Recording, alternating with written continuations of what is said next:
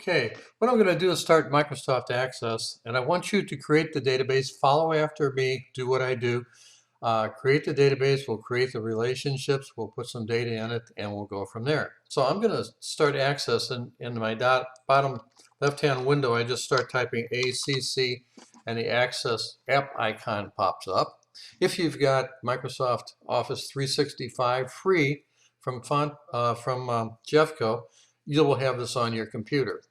So I always start with blank database. I left click on that, and this opens up this window. I have to do two things. I have to name it, and I have to put it in a folder to tell it where to store it. So I'm going to name it Employee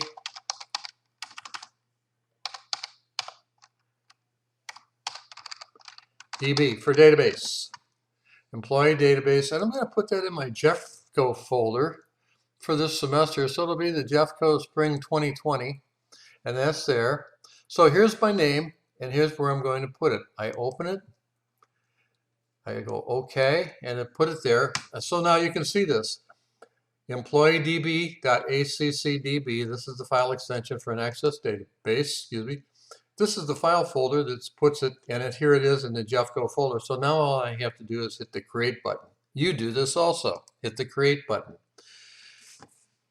This opens up the design area for a new Access database. And the first thing I do is get rid of this table 1. See the little X here on this tab?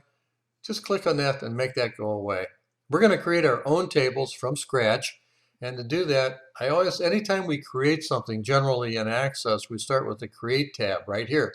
So I click on the Create tab, and now I'm just going to go straight down and go Design Table. So we have an employee database. I design table. The first thing I always put in, this is going to be my employee table. So the first thing I want to always put in a table is an identifier.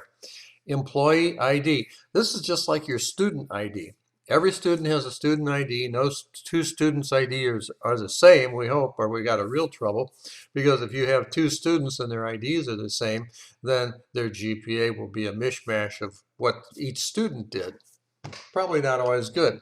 So this is going to be employee underscore ID. And then data type, I'm going to drop down and make this auto number. Why is that? The employee ID is going to be put in there by Access. So it's going to keep track of them. It's going to make sure I never duplicate them.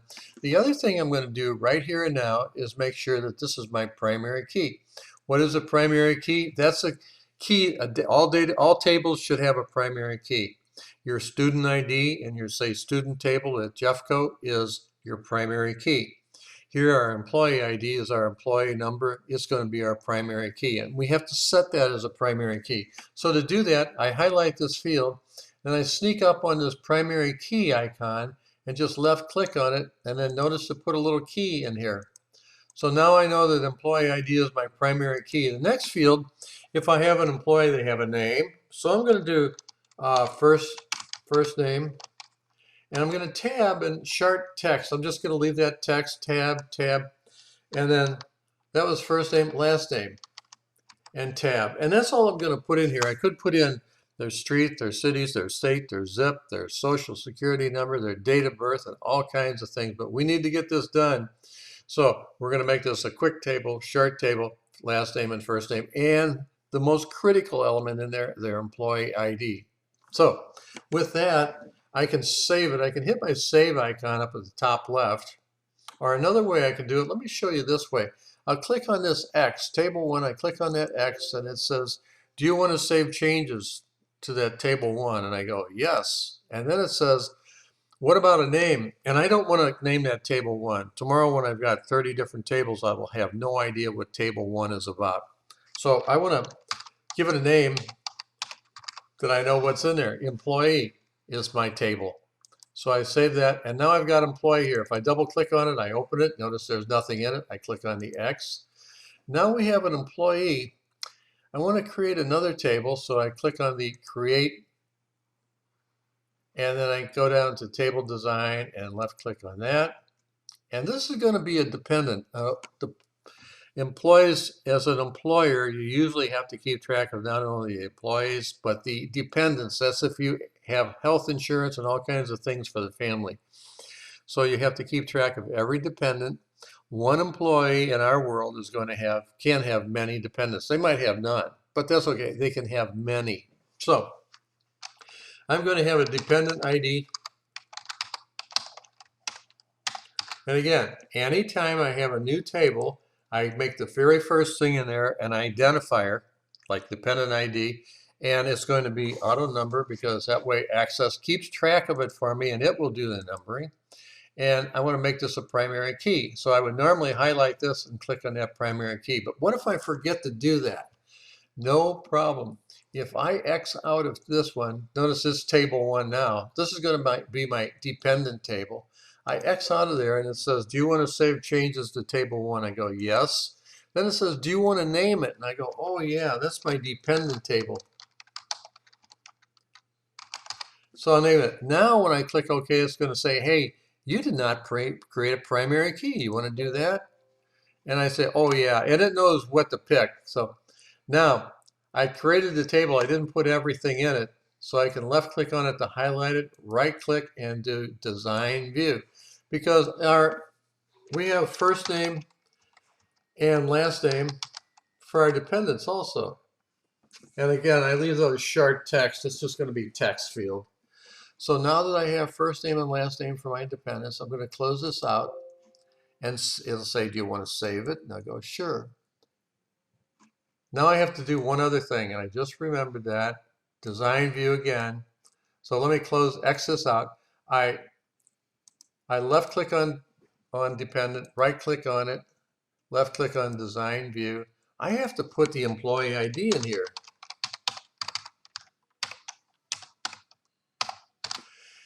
And I'm going to make this a number. So I drop down to number, because that's a number. Remember, auto number for dependent ID and auto number for our employee ID are numbers. So I have to tell Microsoft Access that this is a number.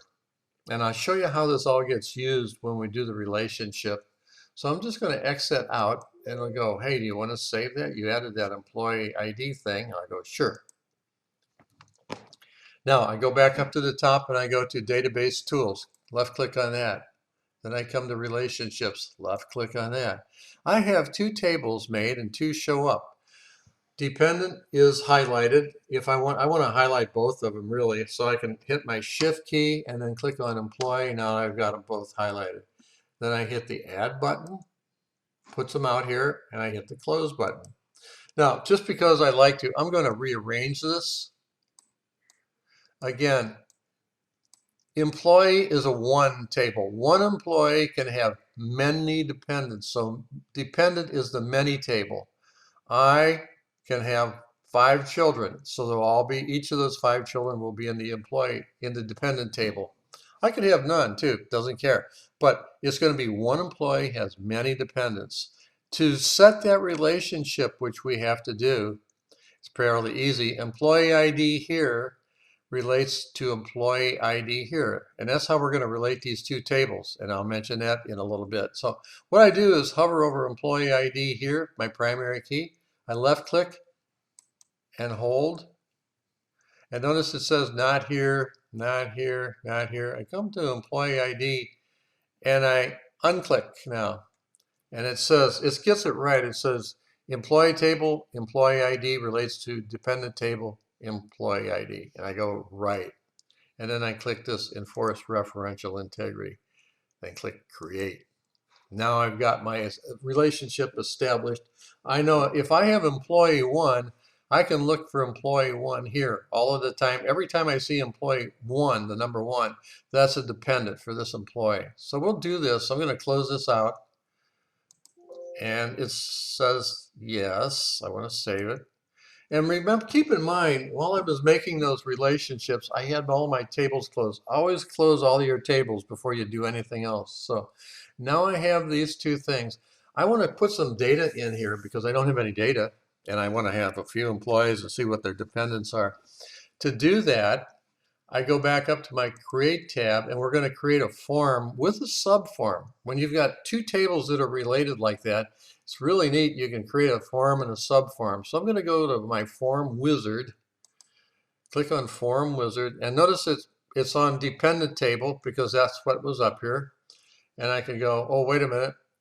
First of all, my primary table is going to be my one table. So I want to do employee table first. And now that I've got employee table here, I want all of these things selected. So I hit the double chevron. That just selects all of them at one time. Then my many table, my dependent table, I click on that. And I want to see all of that too in my form. So I just hit, again, the double chevron, click, and it's all there. When I click the next button, it says it already figured it out. Do you want a form? The master form is going to have employee. The subform is going to have all the dependents for a particular employee. So it has form with subform. And I go, got it. Next, next, finish. Here's my form. This is where my employee goes. This is the primary form up here at the top, just the employee, first name, last name. The dependent is the subform with it from the dependent table. So let's put an employee in here. First name, let's do Fred. Let's do Barney Rubble. Notice as soon as I started typing Barney Rubble, it put a 1 in here. It's numbering those for me so I don't have to. And I want to do one thing. I want to make this just a little bit bigger. I had to go into design a little bit. I want you to see the employee number here. Notice I put a 1 there. So I'm going to go back into form view. Excuse me. So Barney Rubble, we're going to give him a Stony Rubble. And notice Stony Rubble, it put a 1 in there as the ID. But it put Barney's number in there because Barney is employee 1. So then I tab. It's not going to let me put anything here. It does that. Tab. Another dependent would be Macro Rubble. And again, that's related to Barney because Barney is employee 1. So much for Barney. We want to go to another new employee. To do that, I go down to the very bottom and hold on just a moment. Okay, we're back. Now I go way down to the bottom of my form and I hover around until I get to this one that says new blank record. This is the navigation for my primary form, and that's the only one I want to navigate on. So I come down here and go new blank record. And it gives me a new place. This is going to be employee 2, but I can't put a 2 in here. It won't let me. But I can put Fred Flintstone. And now when I go down here and click in here, notice employee 2 is there. I'm going to go Bam Bam Flintstone and Tiger Flintstone. And here's one, catch this, Jeff Smith.